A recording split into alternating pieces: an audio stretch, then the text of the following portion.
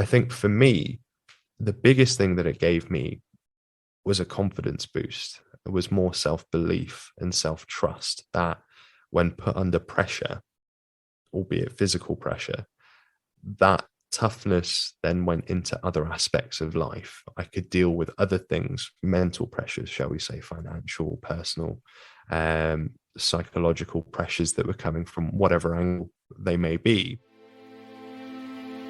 Hi, I'm Naomi Murphy, and this is the Locked Up Living podcast, where we talk with a wide range of people about harsh aspects of institutional life. We also explore some of the ways to overcome them and to grow and develop. I'm David Jones. So join us every Wednesday morning, 6 o'clock UK time, for a fresh podcast. So today's guest is Sandhu.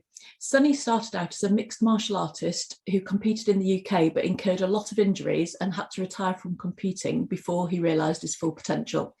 He decided to train as a physiotherapist and chose to train unusually, perhaps, in Amsterdam. He's been working in Amsterdam for the past 4 to 5 years, sharpening his tools as a physio, as well as having 2 of his own podcasts. Welcome along today, Sunny. No, thanks for having me. Absolute pleasure to be here with you guys. Hi, Sunny. It's really good to meet you, and thanks for coming on. Can you tell us something about your career path and how you come to be a British physio practicing in the Netherlands?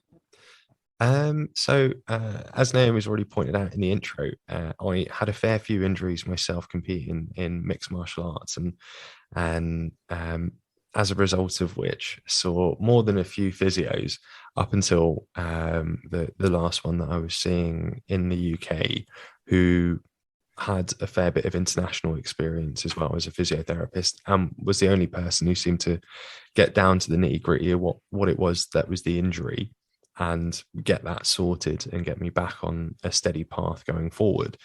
So from that, and seeing how much of a difference that it made, having someone that A, listens to you for a start, and B, can figure out what's going on and help you realize and achieve the things that you want to achieve, was massive for me. And I saw it also for my teammates who would get injured. It makes a big difference to have someone there that's reliable and understands what's going on.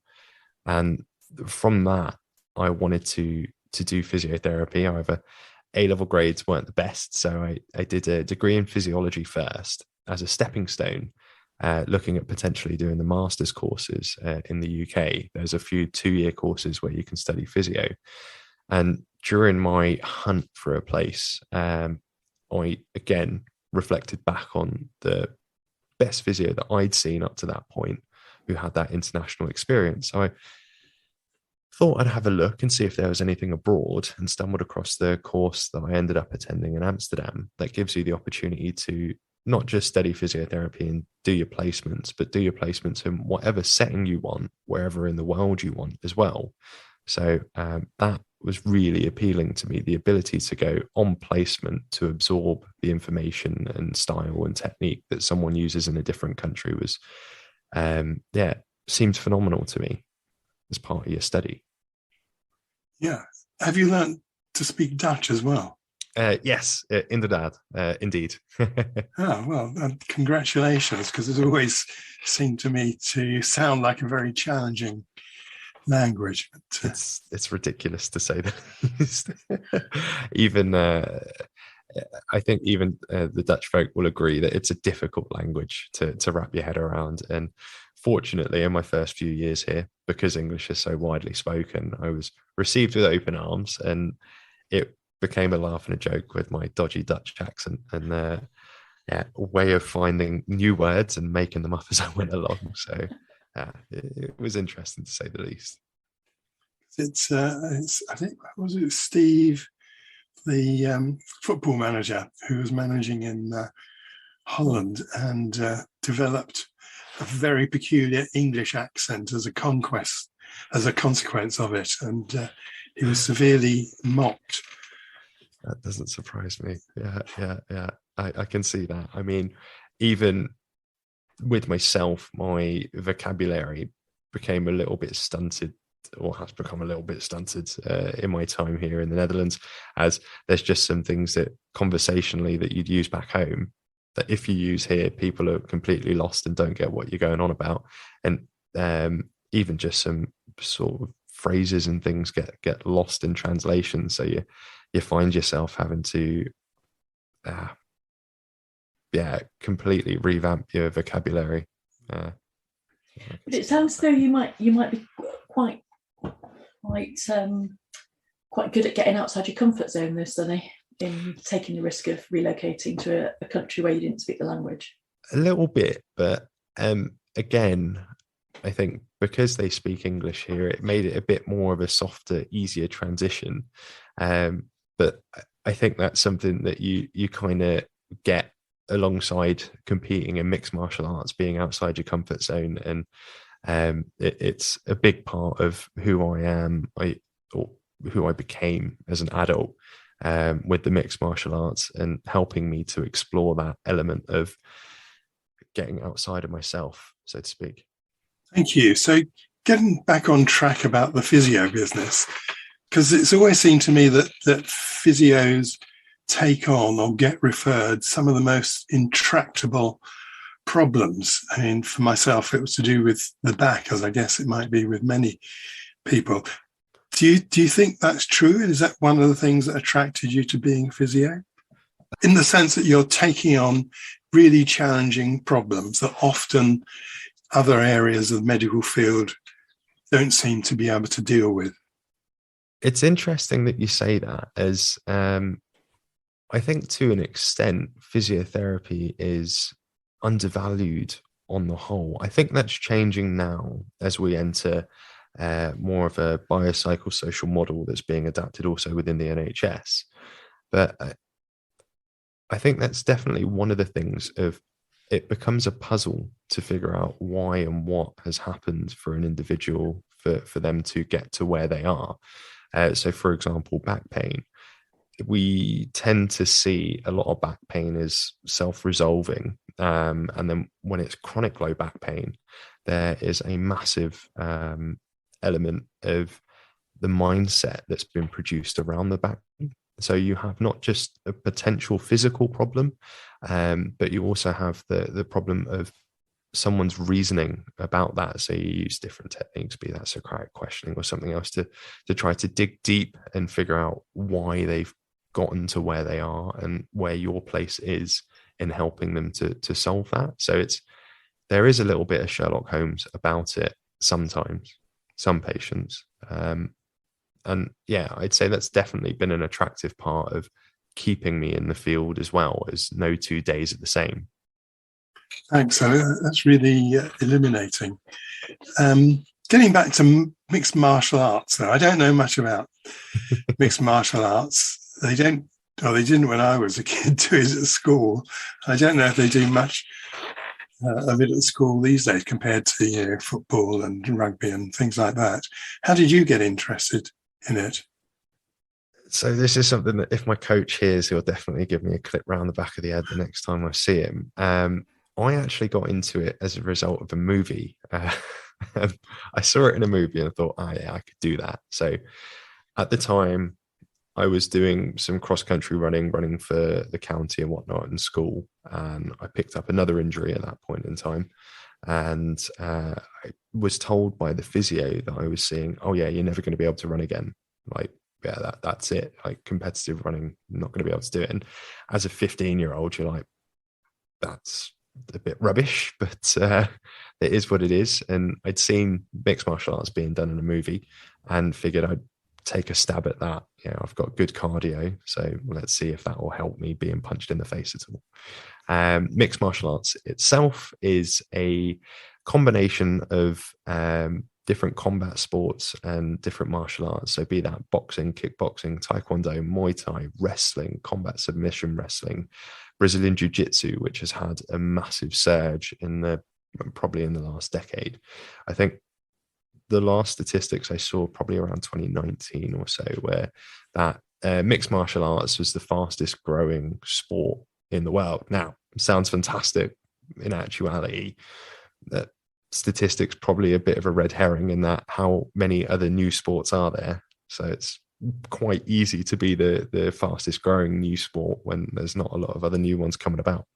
And as you rightly mentioned, it's something that's not done in school. And when I picked it up, it was definitely something that was a little bit frowned upon, almost as thuggish and brutish. And the only people doing it are skinheads with a bunch of tattoos and people who want to go and get in a fight down the pub on a Friday night. So you're leading me on to think about something called cage fighting. That's exactly it.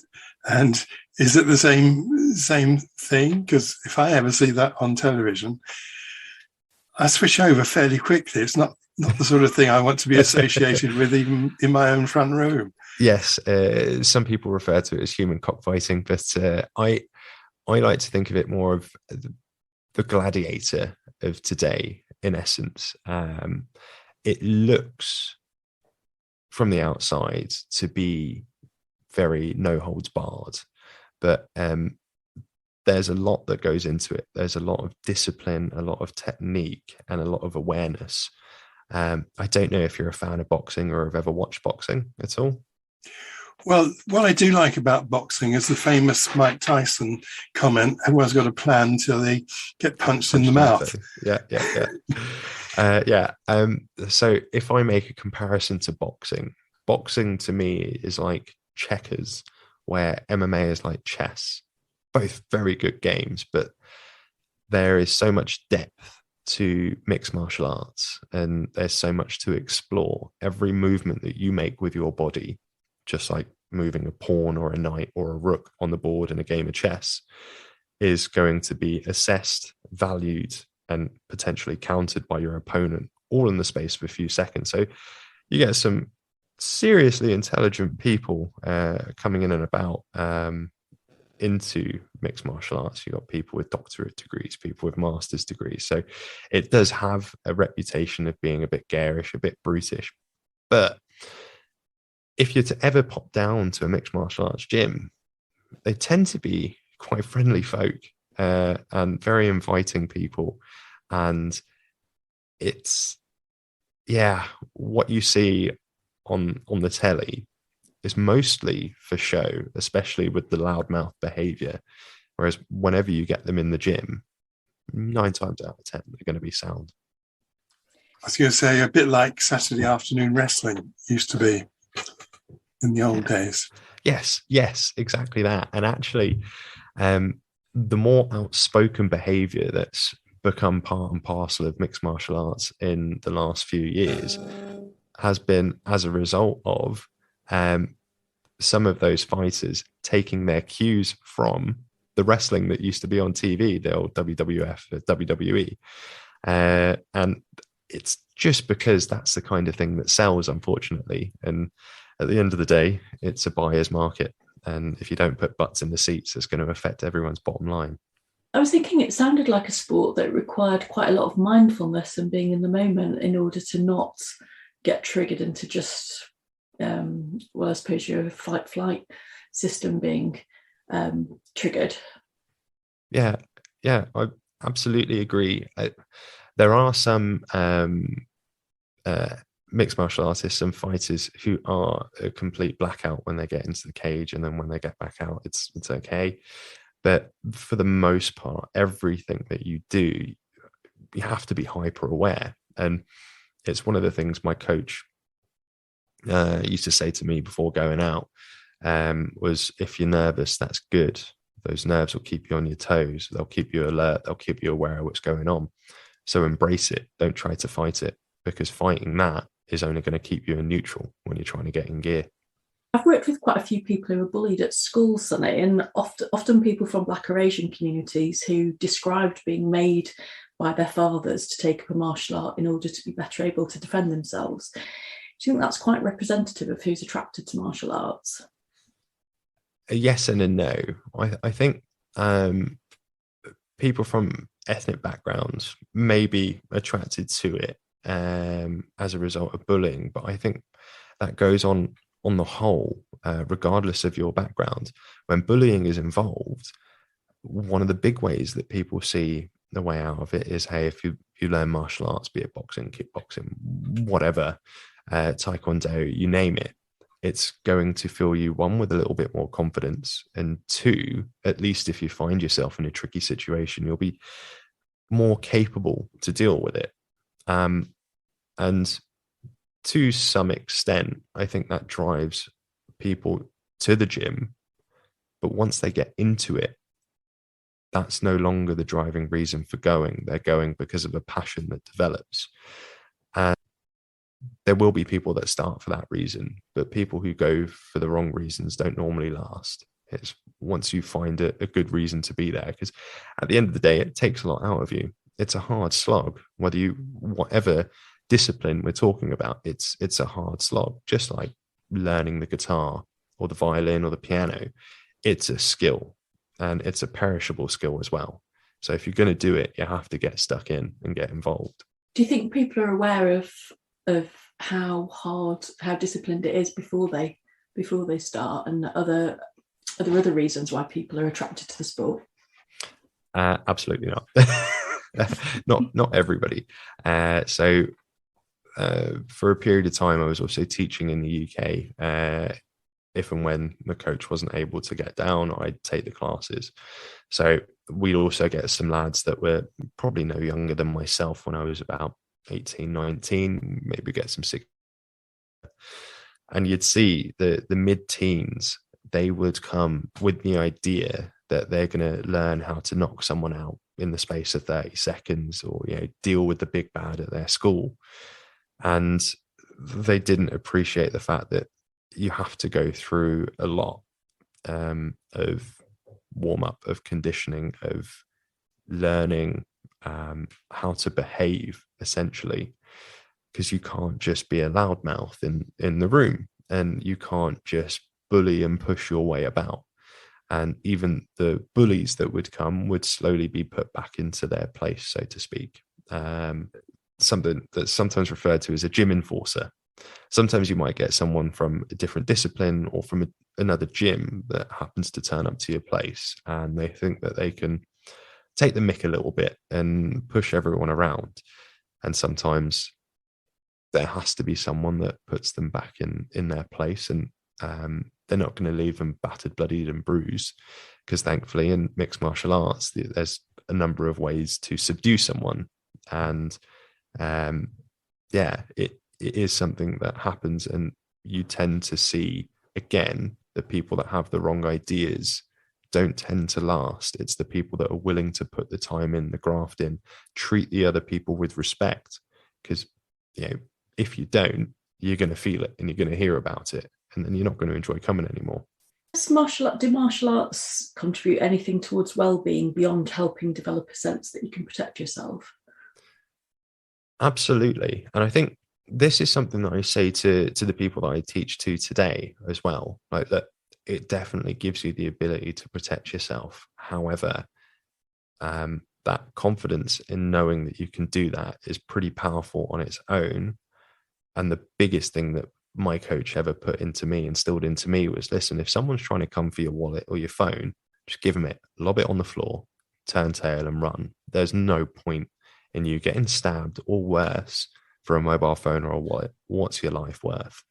And that's something that, for me, I try to pass on to people as well. Look, don't come here with the idea that you're going to become Bruce Lee. There's only one Bruce Lee. There's only one Mike Tyson, only one Muhammad Ali. We can't all do that, because if we could, then the world would be a lot more interesting. But at the same time, it just doesn't happen like that. I think for me, the biggest thing that it gave me was a confidence boost. It was more self-belief and self-trust that when put under pressure, albeit physical pressure, that toughness then went into other aspects of life. I could deal with other things, mental pressures, shall we say, financial, personal, psychological pressures that were coming from whatever angle they may be. The fact that I was able to deal with XYZ, be it in the mat, or on the mats, or in the cage competing, gave me the self-belief and the self-trust that, hey, if I can make it through that, I can make it through most anything. I broke my cheekbone in 3 different places, and I was told at that point, hey, I'm sorry, we don't think that you're going to be able to compete again. or even training's a little bit questionable. And I thought to myself, well, I've been through a fair bit, broken a rib, hyperextended some bits and bobs, so maybe I can do this too. I think if I'd come across the same issue when I just started out or before I'd taken up the martial arts, I would have taken that face break that cheekbone break is a nail in the coffin, and would have just accepted it is what it is and plodded along and not bothered to try to fight for what I enjoyed or try to push through and get over the other side to get back on the mat.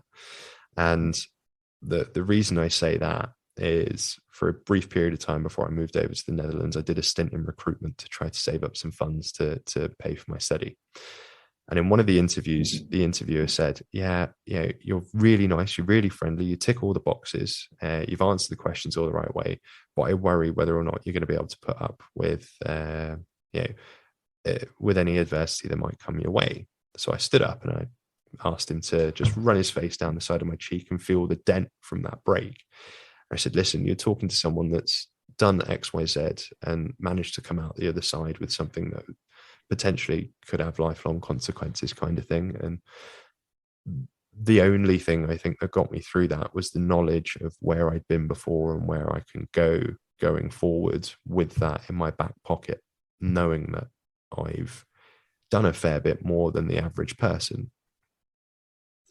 It's interesting you say that though, Sonny, because actually an awful lot of what you're telling us kind of you can't help but have the conclusion that actually you have quite a persistent core about, as a personal quality, you have stamina and you stick with things. So you weren't able to carry on competing in the martial arts in the way that you wanted to, but you don't let that phase you or drag you down. You find another way to pivot around and make use of that. And I think that's a really nice personal characteristic. I think that was reinforced by the mixed martial arts and by the people that were around me. I think that's also a big part of it. The people that you're doing it with. It's like any sport, like with football or with rugby or with basketball, what have you. The people around you make it worthwhile.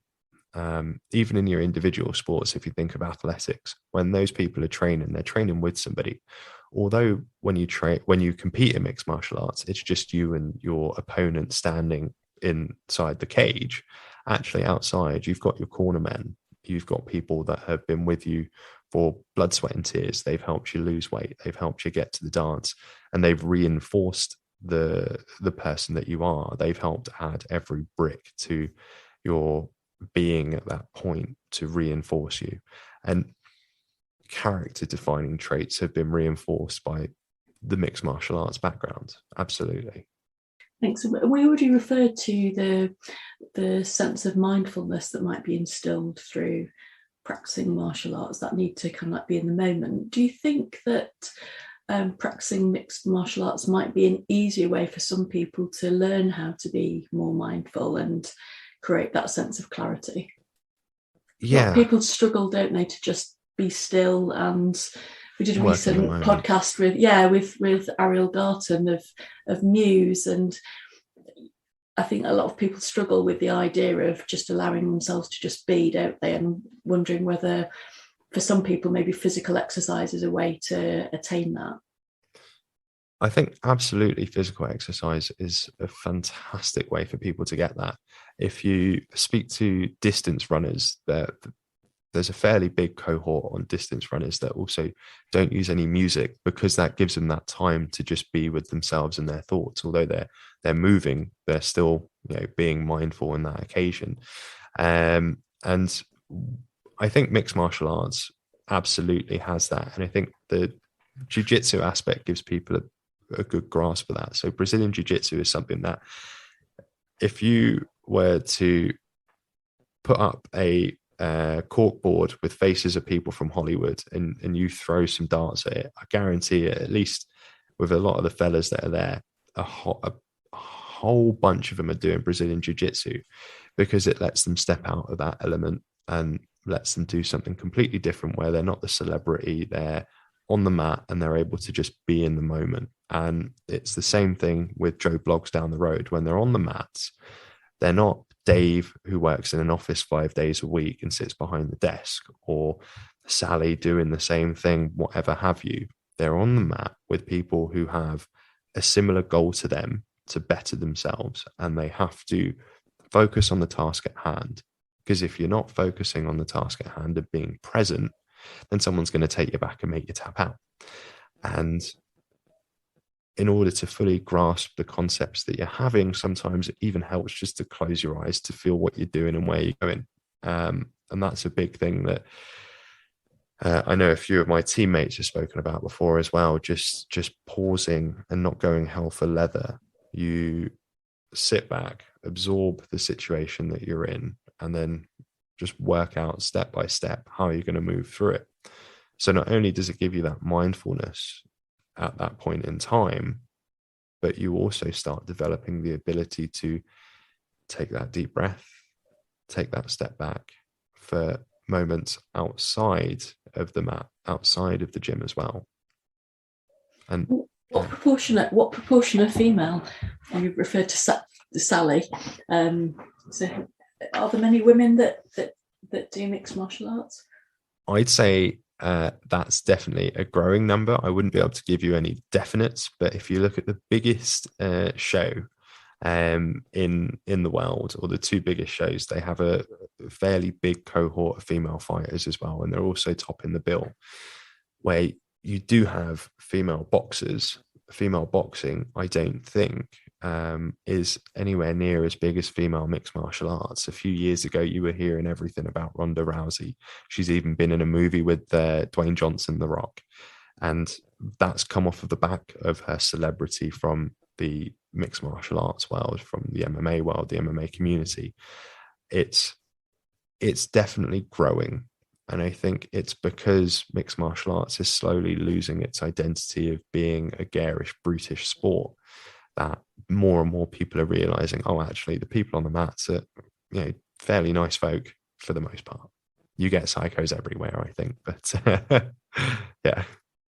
Thank you. And moving on, the world's getting increasingly interested in how the body and the mind interact together. Is that something you see within your practice as a physio?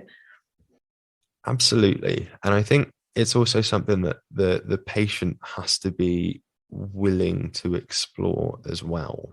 You see it more so with chronic pain patients and patients post-operatively, that the curiosity around the link between the mind and body comes up. So as I'd already mentioned, with chronic pain patients, the body creates learned behaviors around, hey, this movement is going to be painful. I'm going to make it painful. And it kind of gives it a vicious feedback loop of amplifying that pain more so. And with post-op patients, it comes in the way of that patient then realizing that they no longer have control over their body. Why does this happen? And that ability to explore it with people who are open to exploring the link between the mind and the body can be quite a beautiful opportunity to show them the benefits of exercise, or the benefits of just taking some time in the morning to do even a stretch or two or something, as it then also gives them the opportunity, like you'd already mentioned, to practice a little bit of mindfulness. Because while you're doing the exercises, you kind of have to be absorbed in the moment that you're in and stepping back and absorbing where you are. It's the last 2 years have definitely amplified it, I think, because people haven't really had much of an escape of anywhere. There hasn't even been the ability to go down the pub at the end of the day.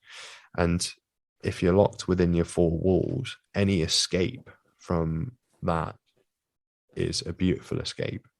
And that, I think, has also helped to propel a little bit more awareness and a little bit more questioning around the link between the mind and body, and how people can just unwind and relax through exercise, which, when you say that out loud, you can unwind and relax through exercise, might sound counterintuitive to some people, because hold on a minute, you're going to go and burn yourself out doing whatever activity it might be, you're going to be wrecked at the end of it. But actually, we know from the physiological aspect, your body releases endorphins and it releases all these happy hormones to your benefit only, not to your detriment. One of the things that got me interested in psychology in the first place was I remember my dad studied a bit of psychology, and I remember looking at a book where it showed you different bodily postures that were associated with certain personality styles. And I remember thinking how ludicrous. But very recently, I've trained as a sensory motor psychotherapist, where you do look at how your body stores habitual ways of things. So actually, if you're somebody who avoids conflict, how that might be reflected in certain patterns in your legs. So perhaps a digging in of being a bit stubborn and not being able to be upfront within the conflict. Is that something that you can identify with in terms of your practice, that if people are holding rigid beliefs about themselves in the world, that might be reflected in certain patterns? Yes, I can think of a very good example, actually, of someone sitting with a defensive, closed-off posture when they asked a little bit about why and what they were feeling. And from that point, I kind of knew that this conversation wasn't going to go anywhere. I still pursued it and pushed it a little bit as much as I could. But just by the way that the person held themselves, you could tell that it was going in, but the information wasn't being processed as to why or what was happening at that point in time. And they'd already made their mind up. And there are also times where you can see that slowly dissolve away as someone buys into you. And I think in that particular instance that I just mentioned, it was very early in my career. And I think it's more on me than it is on the patient as to why he reacted that way, as I'm the person that's supposed to have the information, and I can't just blurt it all out. You have to build up to that point. As you guys well know, you can't just shove things in people's faces and expect them to either believe or go with. There has to be an element of buy-in. There has to be an element of trust in that therapeutic alliance between you and the patient. And if you don't have that, it doesn't matter how open someone is or closed off someone is in their body language, they're just not going to want to engage further in the conversation. But watching it dissolve away can be quite a beautiful thing, quite an interesting time of the day sometimes, because it's a little win for you, and there's a little smile in the back of your head that says, right, okay, we're getting somewhere, we're moving somewhere with this person. Presumably, if somebody's adopting a defensive posture and perhaps sitting in a very restricted way like that, it presumably has an impact on their lungs, their breathing, which I imagine that you're then seeing other structural consequences as a result of that. I suppose I've never looked at it that deeply, considering with that particular patient I'm thinking of, with the particular problem they had, that wouldn't have been affecting their issue. So I don't think I would have taken that into account as much. But now that you say it, for example, with long COVID patients that I have, that could potentially be definitely potentially be something that would be interesting to see, is if someone does become more closed off while we're talking, then that's going to absolutely impact their ability to breathe and to communicate, and it will absolutely impact their general feeling of well-being. As some of the patients are so short of breath, they can get out about 2 words before they need to stop again. If they're then closing their bodies off further, I could definitely see it impacting, though I'd be lying if I said I'd noticed that to date consciously. Sure, and it might not be the case at all, but I do find it quite fascinating, that link between our thoughts and our bodies. How do you think physical activity can help people's mental health beyond feeling good about their fitness and appearance?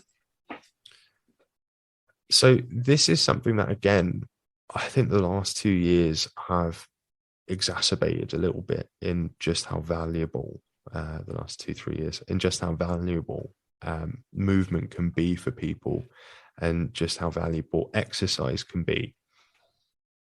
As some actually, a lot of patients were very grateful that they had physio at the time, because that meant that they could go to the gym and they could work out. And again, it comes back to that element of mindfulness. It comes back to getting out of the four walls.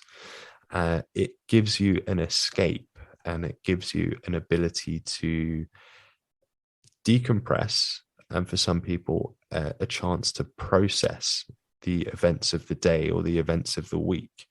And what you see in a lot of people, especially those that used to do sport, haven't done it for a few years, and then get back into the gym because we're doing exercise or what have you for their treatment. You see that with them, there is a definite change in their attitude, and there's a definite change in their outlook. And just that, aside from physical changes, that change in the outlook can also have a massive impact on their perception of pain. As if you're happier, generally speaking, your perception or your chronic pain symptoms tend to be less. And the other thing that can happen with chronic pain symptoms is that can have an impact on mental health. And those mental health symptoms seem to decrease as well. There's a few psychosomatic patients that you see, and as you get them moving, and as you get them moving up the ladder in their activity levels, you definitely see improvements in that mental headspace and that outlook. I think it's absolutely something that needs to be pushed more, be it from the education aspect at school for how valuable exercise can be for your mental well-being, or at university, or wherever it has to be pushed, whether it's in the messaging in the media for, hey, this can help you with this condition, that condition, X, Y, Z. There's the research is non-stop. The research behind it is constantly evolving, and only evolving in one direction. Physical activity is good and it helps. I'm yet to see a paper that says that you need to limit the amount of physical activity you do, otherwise you're going to suffer from this long-term condition. Even in conditions like arthritis, that have traditionally been recognized as things that happen with activity, have now been found to improve with physical activity. It baffles the mind why we don't have more of a push there. Yeah, it'd be nice to see more of the social, the projects around social prescribing of exercise and gym membership, for instance, because that seems a much better way to prevent long-term conditions, but also impact on people's physical and mental health. So it's a shame we don't see more of that. Absolutely. I mean, even something like Eat Out to Help Out, if they said, hey, gym membership to help out, it's not only going to help out with any potential COVID, but it's also going to help to relieve the health service of diabetes patients. It's going to help relieve the health service of COPD patients, of heart patients, of, even to an extent, there's also a massive body of evidence for people with anxiety, for people with depression, of just getting out and doing some level of physical activity. Even if we were to be able to help just 10% of the population with physical activity, it's free. They don't need to pop a pill for it. I don't see what the downside is. It baffles me. Okay. Sunny, I want to apologise because I'm feeling terrible for being so scornful about cage fighting on television earlier on. And it's not a problem. It's none of my business whether people like cage fighting or Mrs. Brown's Boys, Each to their own. Absolutely, each to their own. There's a reason there's so many different activities, and there's not just one. Every nation has a different national sport. There's by no means am I offended in the least. Everyone has their own particular flavour of tea or coffee or what have you. So that absolutely each to their own. Thank you. So you forgive me. Good. So moving on, because Naomi and I have worked a lot with men who've committed offences. So we were wondering whether there are any kind of sports or activities which can help people desist to avoid committing further offences. Do you think there's anything in that? I think so, yeah. It also provides a role model for people outside of that. It provides a role model for someone who has grown up in the same world that you have and hasn't had to resort to committing an offence in order to get by. I think there's also an element of why have those people committed the offences in the first place? What is it about their social situation that has led them there? And then you need to ask the question of if having an outlet for their emotions through sport would have helped, or if there was something more going on. Let's say it's someone who has learning difficulties and behavior difficulties who is then going to go on further down the line to offend. If their behavior difficulties are due to a lack of attention at home or a home situation, if they're then outside of that situation for a little bit longer, a few times a week, that can just help to take the edge off a little bit and give them something more tangible and show them a different world. And that showing of a different world can be the thing that separates them from going on to commit an offence that they otherwise may not have done. And then if we look at the aspect of if it's someone whose social situation, regardless of their activities that they were or weren't able to do, would have resulted in that, well, then you're at a loss. Anyway, there are some people whose social situations, unfortunately, need to result in that. And I think that's a bigger societal issue where you have people who can't afford to eat regardless of what they do. So they have to do something to put food on the table to feed them or their family. I think absolutely it will help, but it's always going to be situation dependent. For those people who don't have a role model at home, for those people who, as soon as they get home, they're in a bit of a dodgy area and they've got no other option than to join the crowd of what's going on around them. If they had 2 hours a week elsewhere, be it at the local YMCA for all I care, to do some boxing, that might just instill a little bit of discipline alongside giving them something else to do. Also, from some of the answers that you've given as well, though, it sounded as though there was also the potential to create a sense of belonging. And I think one of the factors that contributes towards people offending is a sense of feeling alienated, dislocated from society and as if no one really cares about you. And so there's little investment in society. And it sounds like sports and joining some kind of sporting club could give a sense of belonging that might give people a sense that they've got a stake in society and society's got a stake in them. Yeah, I wholeheartedly agree with that. As I think I mentioned it to you when we spoke on the phone as well, the mixed martial arts gave me a place of belonging inside that team where it didn't matter who I was at school or wherever else. I was there and I was part of that little family that was created. I mean, I've been out of the country now since 2015 on and off, and I'm still in the WhatsApp group. So, that sense of belonging is still strong for me there. Even when I go to gyms here, I still refer to myself as a member of that team when I train, Team Crossface. So I think it's the same thing that you see with young lads who play football or who watch football and have that identity of, hey, I'm an Arsenal fan and I'm a Liverpool fan, etc., etc. They have that sense of belonging with that tribe. And we are tribalistic animals at the end of the day to some extent, right? And like you say, if we don't have a tribe that accepts us in, probably not the best way to put it, quote unquote, the civilized world, then we may look to other areas to find a tribe that will accept us.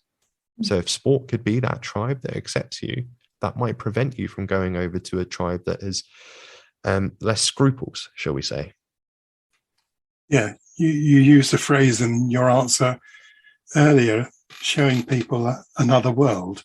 I think that's brilliant, because if you can show people other possibilities, other opportunities, then depending on all kinds of social and economic and genetic additional circumstances, but if they can see another world, then they've got the chance to pick it up and go with it.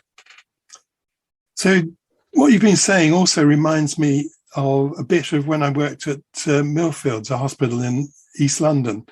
And at the beginning, we had stacks of money because we were a new project. And we bought this big thing for people to punch. So it wasn't really a punch ball. It was a very tall, sort of solid pillar made of plastic and sponge, I guess. And then at some stage, somebody must have read a paper which said that if you encourage people to punch things, it builds up their aggression rather than relieving it. So we never actually introduced it to the patient group. And for years and years, it sort of sat in the stairwell looking like a sort of neglected Dalek.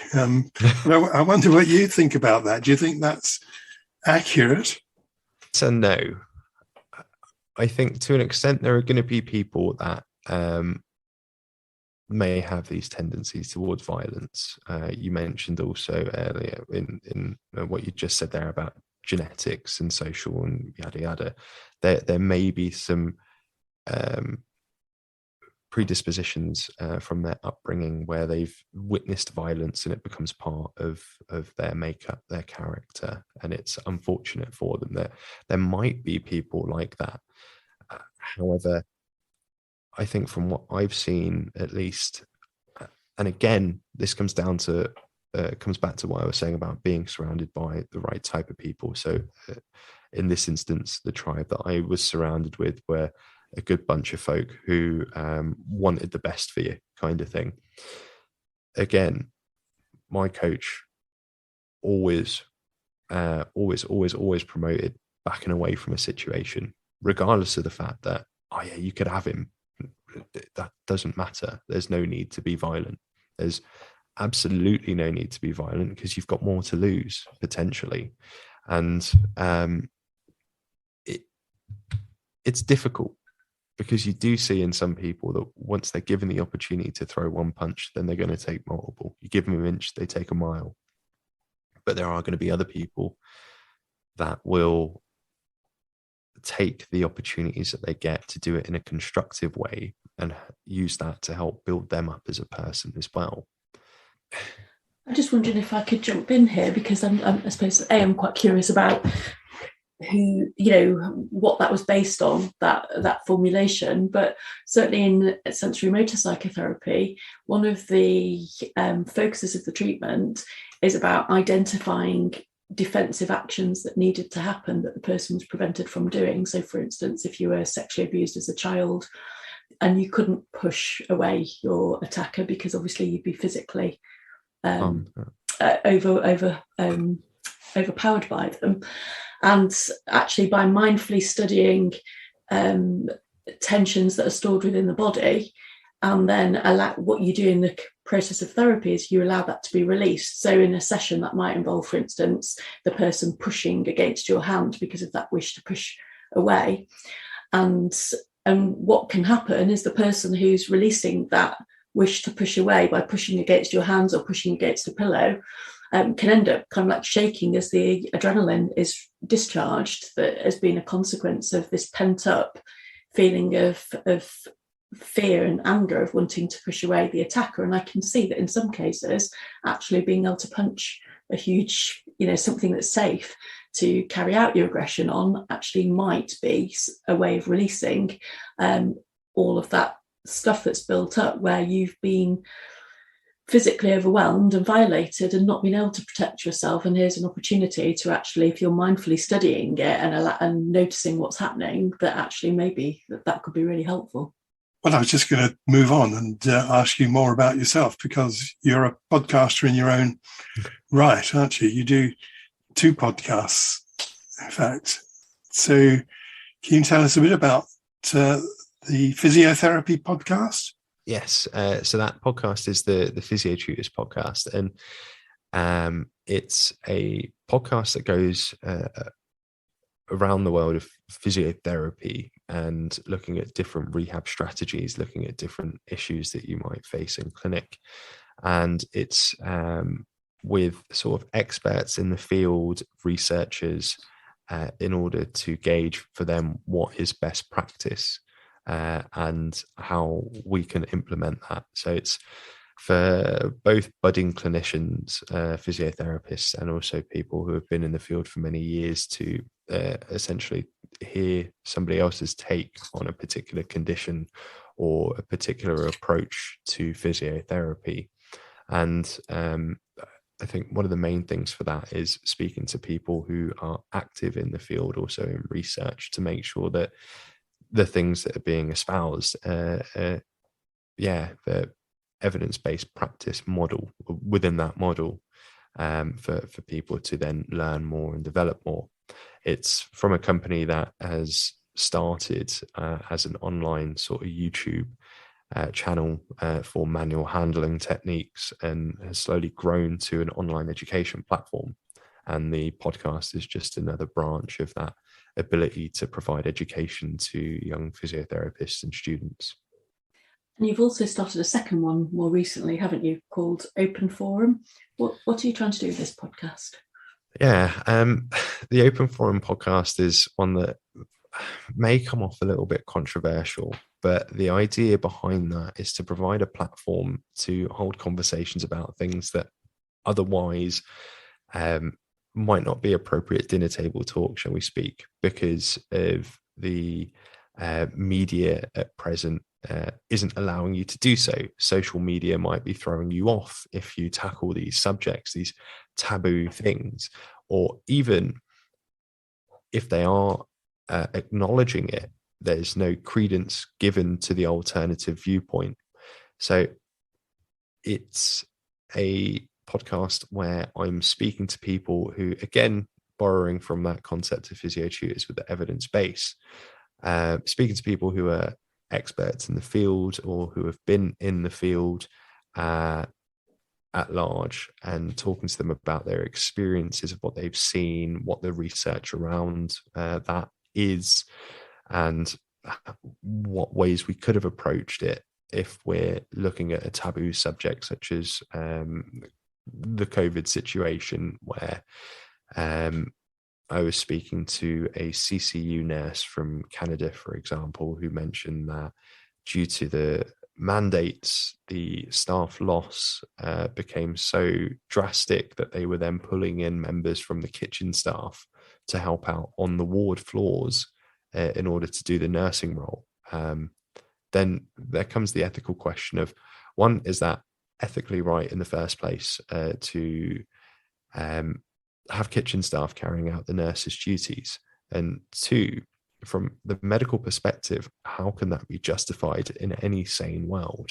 Or, for example, speaking to a whistleblower from the Pfizer clinical trials about the things that she saw during the trials. And it's not just about COVID. For example, I spoke to a financial journalist from the Netherlands, and we spoke about the current economic crisis and how we found ourselves here, and how it seems to be written in all the EU documentation of a plan to roll out digital currency, although that's only come to the fore in the last year or two, or a year and a half. And yet this has been in the books, on the plans for the last at least half a decade, as you watch multiple countries as their national banks are going into negative interest rates. And that's very dangerous for us as members of this populace. So, for example, even the Swiss National Bank has a negative interest rate. And you think to yourself, hold on a minute, isn't Switzerland a really rich, well-off country? Well, actually, they're having some serious problems. And this is something that's not being acknowledged by the mainstream news outlets. And it's something that's not really spoken about a lot across social media. So I wanted to provide a platform for the things that I figured were both interesting and not being given a fair shake. Even something such as climate change has a lot of controversy around it, because I think 50 or so years ago, it was called global freezing. Then a decade or so ago, it was called global warming, and now they can't decide. So it's just go with climate change and blame everything on the fossil fuels. And there's a lot more to the story. The climate is definitely changing, but what are the finer details, and what can we do about that? And it's not a simple question. It's not a question I can answer, or a physicist can answer, or someone working in technology on batteries for electric cars can answer, because it's so nuanced, and we're losing the nuance for a world that's being dictated by clickbait media and 60-second social tags.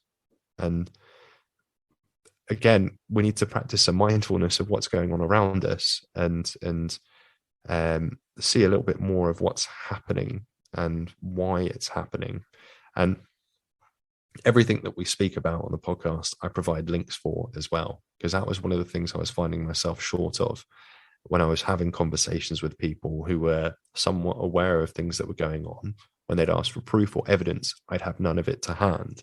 So I figured if I could provide a platform where I'm talking about the controversial subjects from another viewpoint, I want to be able to give people the evidence for them to be able to take into conversation further down the line, so that they don't look like a wally. Yeah, but again, it sounds as though you're not shying away from things that are difficult, but actually putting yourself intentionally in the way of having to face things that are going to be quite a tough challenge, I imagine.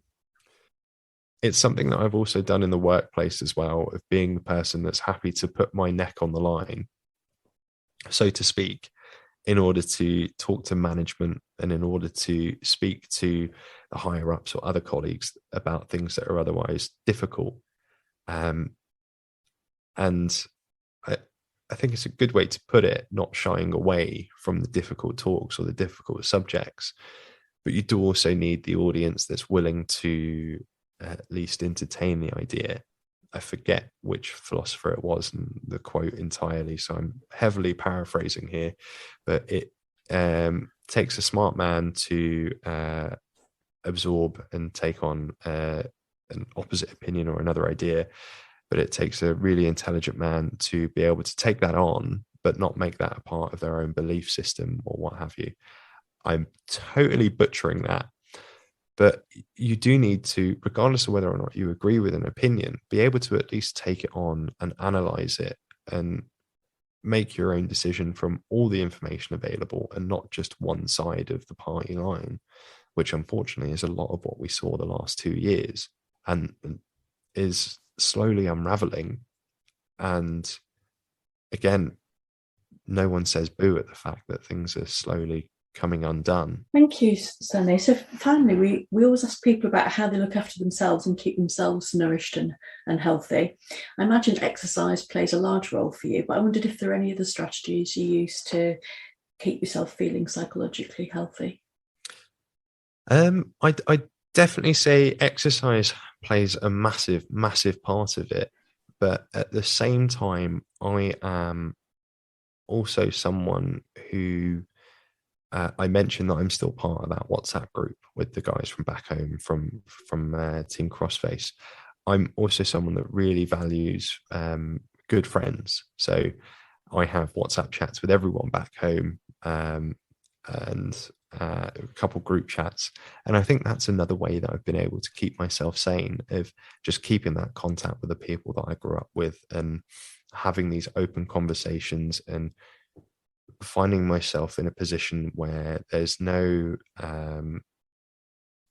quote unquote male testosterone that's preventing me from being able to open up to my friends, or preventing them from being able to open up to me. And I think the ability to be able to share with people has helped for sure.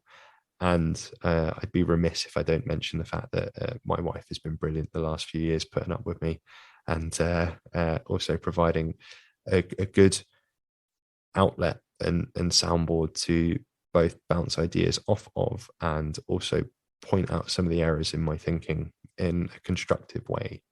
And again, another thing that helps to keep me sort of with 2 feet on the ground is having conversations, be they uncomfortable conversations or not, ones that I want to hear or don't want to hear. And it's usually the conversations that you don't want to hear that are the ones that allow you to grow. Absolutely. That's brilliant. Thank you very much, Sunny. No, thank you very much for having me. I really, really appreciate your time, guys. Thank you. That was really great. And I think we'll all agree with you that these days it's extremely difficult to have a balanced and thoughtful conversation with people about the really important issues. Yeah, absolutely. And I'm hoping that the podcast will in some ways address that. And I do also want to come at it from both sides of the argument. I always say there's three sides to every situation: your side, my side, and the truth. And you can't get down to that truth bit until you hear both sides of it, or until you have that objective viewpoint. And like you say, we need to have more balanced arguments.